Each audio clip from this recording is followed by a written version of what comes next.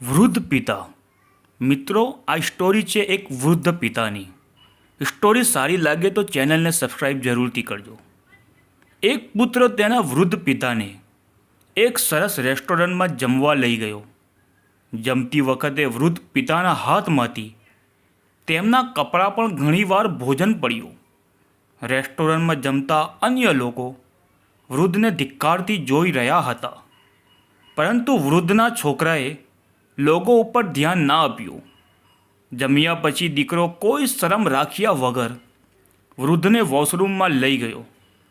તેના કપડાં સાફ કર્યા, તેનો ચહેરો સાફ કર્યો, તેના વાળમાં કાંસકો કર્યો, ચશ્મા લગાવ્યા અને પછી તેને બહાર લાવ્યો.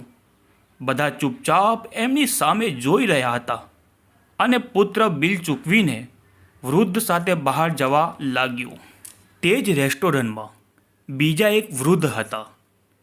તેને પુત્રને બોલાવીને પૂછ્યું, તને નથી લાગતું કે તમે અહીં કંઈ છોડીને જઈ રહ્યા છો? પુત્રએ જવાબ આપ્યો, ના સાહેબ, હું કંઈક પણ છોડીને નહીં જઈ રહ્યો.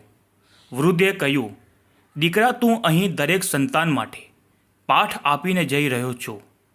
સામાન્ય રીતે અમે અમારા વૃદ્ધ માતા પિતાને અમારી સાથે બહાર લઈ જવાનું પસંદ નથી કરતા અને તેઓને કહે છે કે જો તમે ચાલી શકતા નથી અને બરાબર ખાઈ શકતા નથી તો તમે શું કરશો? તમે ઘરમાં જ રહો તો તમારા માટે સારું જ છે.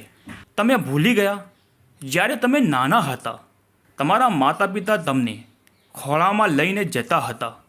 જ્યારે તું બરાબર ખાઈ શકતો ન હતો ત્યારે તારી માતા તને પોતાના હાથથી ખવડાવતી.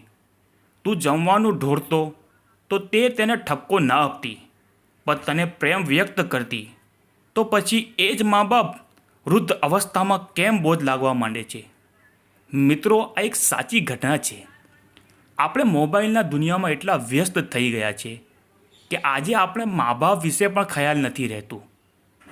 મિત્રો, આ વિડીયો તમને સારી લાગી હોય, જો તમે મા બાપથી પ્રેમ કરતા હો તો વિડીયોને લાઈક કરો, ચેનલને સબસ્ક્રાઈબ કરો અને બેલ આઇકનને દબાવી દો. ફરી મળીશું બીજો વિડીયોમાં. ત્યાં સુધી રજા.